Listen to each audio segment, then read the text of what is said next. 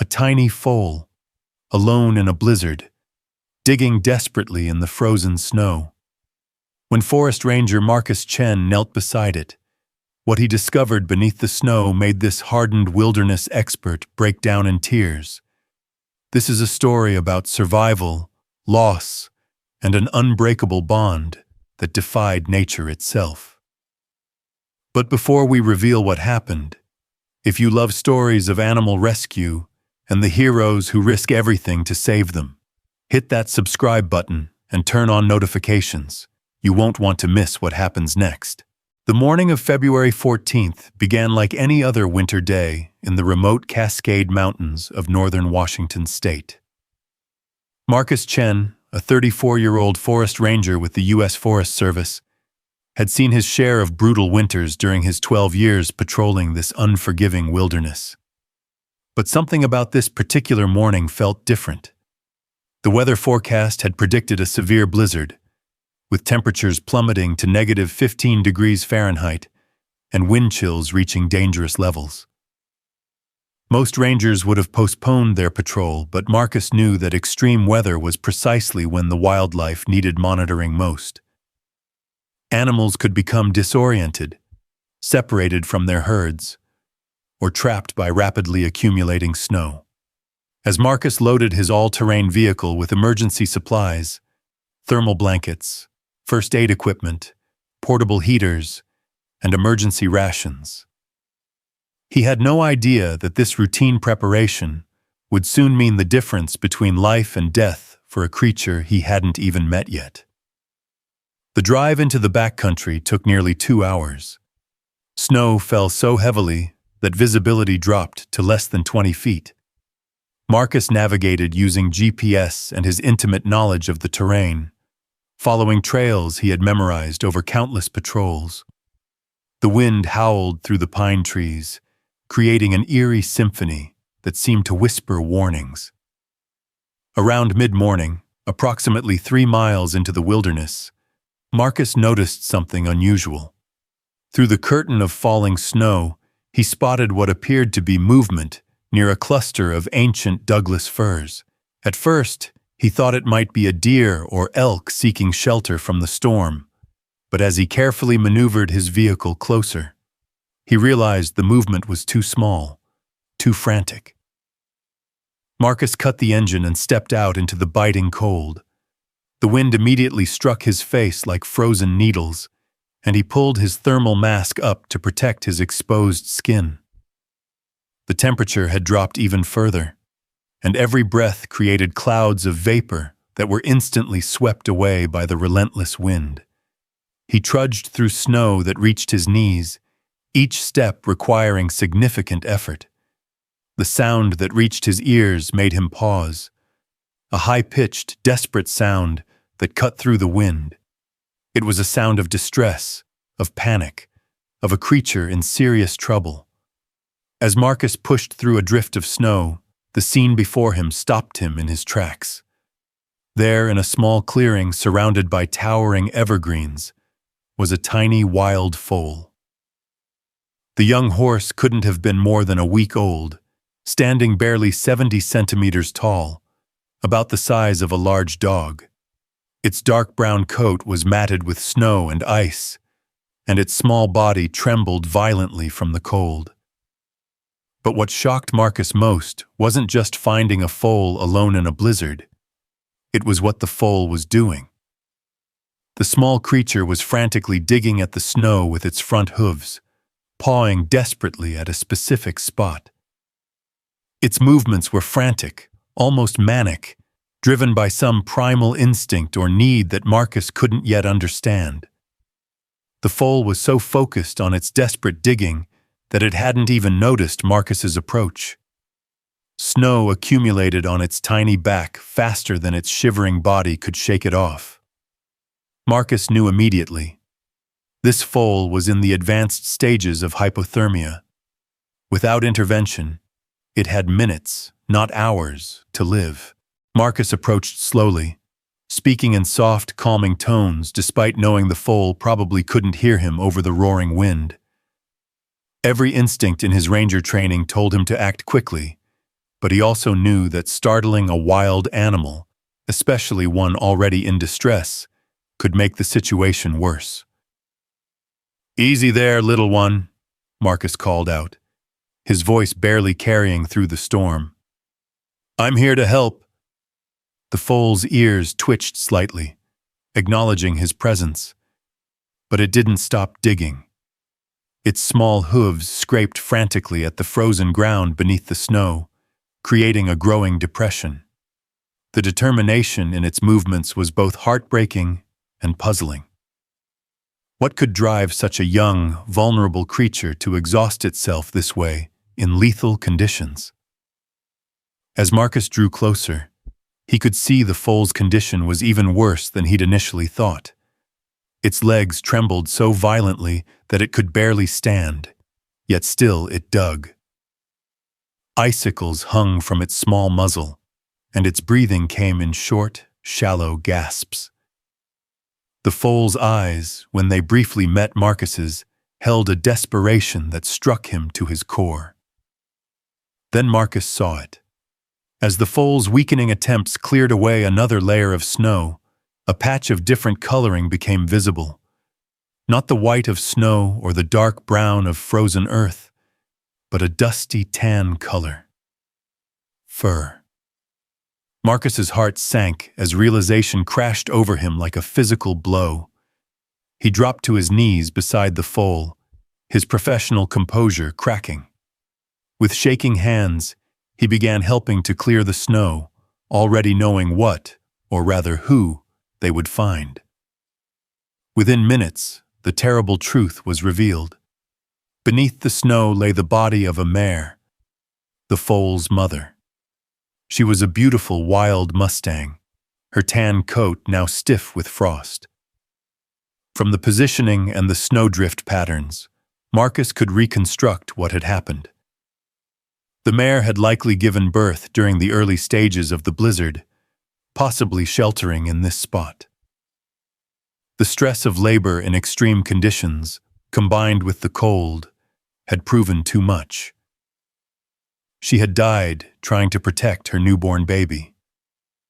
The foal, driven by instinct and the need for its mother's warmth and milk, had been trying desperately to dig her out, to wake her up, to bring her back. It didn't understand death. It only knew that its mother wasn't responding, wasn't providing the warmth and food it so desperately needed. "Oh, sweetheart," Marcus whispered, his voice breaking. Tears froze on his cheeks as they fell. In his 12 years as a ranger, he had witnessed nature's harsh realities countless times. He had found injured animals, seen the aftermath of predator attacks, dealt with the cycle of life and death that governed the wilderness. But something about this scene, this tiny newborn foal trying to save its mother, refusing to abandon her even as its own life slipped away, shattered something inside him. The foal turned its head toward Marcus, and for a moment their eyes met. In that gaze, Marcus saw not just desperation, but a question.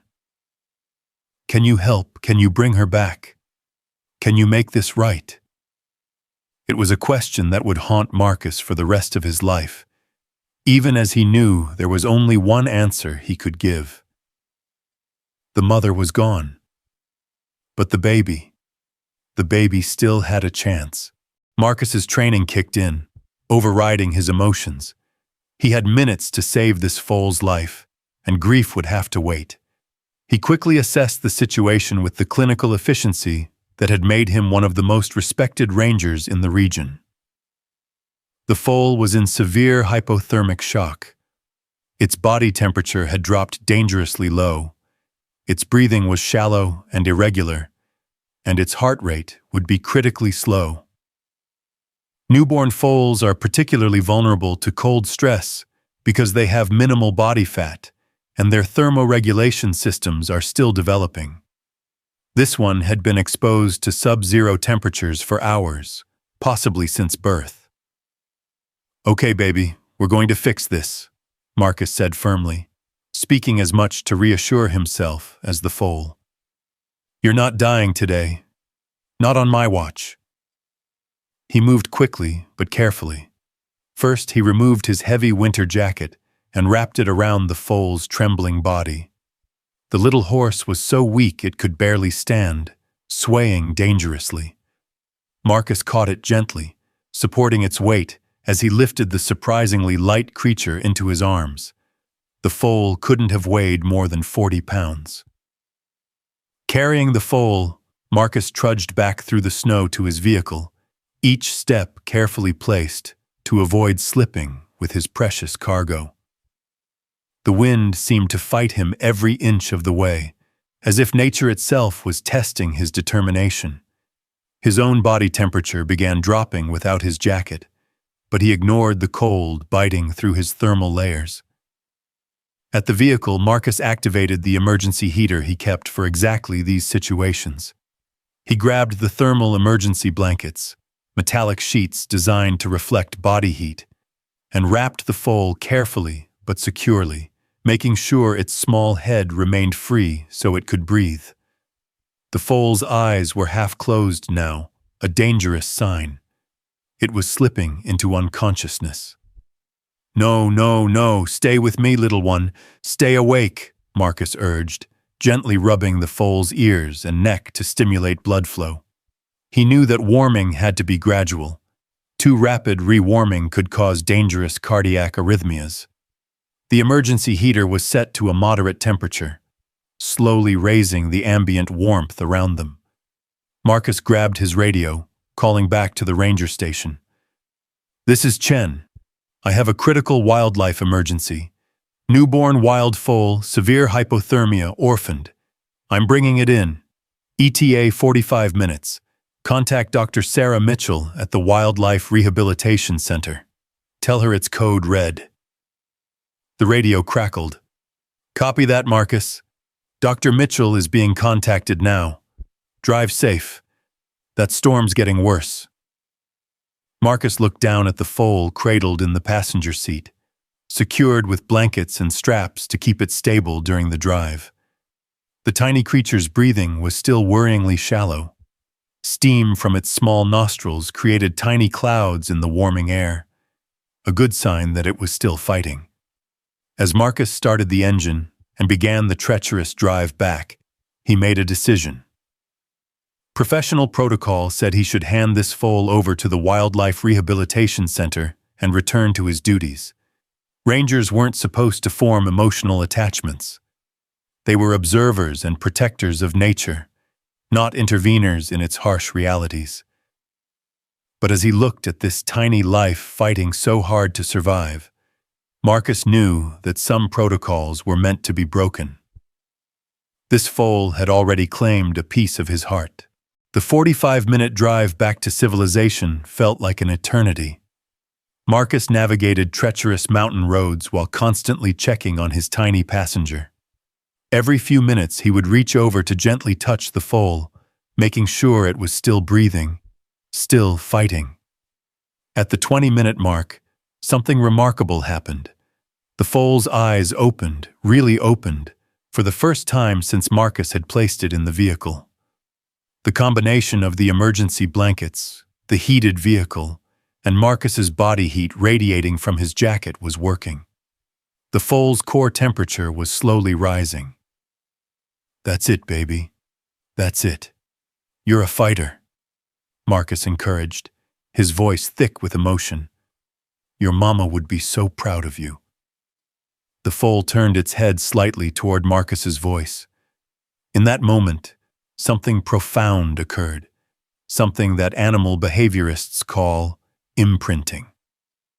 Newborn foals are biologically programmed to bond with the first large moving object they see after birth, typically their mother. This tiny orphan emerging from the fog of hypothermia was looking at Marcus Chen as its savior, its protector, its parent. The foal made a small sound, a weak, plaintive whinny that went straight to Marcus's heart. It was the sound of a baby calling for its mother, a sound this foal would make for someone who would never answer. Marcus blinked back tears, focusing on the road. When they finally arrived at the ranger station, Dr. Sarah Mitchell was already there, her mobile veterinary unit parked and ready. Sarah was a specialist in wildlife rehabilitation, a woman in her 50s who had dedicated her entire career to saving injured and orphaned wild animals. "Let me see," Sarah said immediately, her professional demeanor masking the concern in her eyes. She quickly examined the foal while Marcus filled her in on every detail: the temperature, the duration of exposure, the deceased mother, the foal's condition and behavior. Sarah worked with practiced efficiency, checking vital signs, estimating the foal's age at approximately 4 to 5 days old, and assessing the extent of hypothermia damage. Her portable ultrasound showed that the foal's heart was strong, a minor miracle considering the ordeal it had survived. "Marcus, this foal should be dead," Sarah said bluntly, wonder creeping into her voice. "The fact that it's alive right now is extraordinary. Whatever kept it fighting out there in that snow, whatever determination drove it to keep trying to reach its mother, that's what saved its life long enough for you to find it." The foal needed immediate critical care: IV fluids for dehydration, glucose for energy, careful continued rewarming, and specially formulated mare's milk replacement, since it was too young to survive without milk. Sarah estimated the foal hadn't nursed in at least 12 hours, possibly longer. Over the next 6 hours, Marcus refused to leave the foal's side. He held the IV bag. He helped with the feeding tube when the foal was too weak to drink on its own. He kept one hand gently resting on the small creature's neck, providing comfort and warmth. His shift had ended hours ago. He had reports to file, protocols to follow, a life to return to. But none of that mattered. Sarah observed this with knowing eyes. She had seen this before. The moment when a rescuer becomes emotionally invested beyond professional boundaries. It usually didn't end well.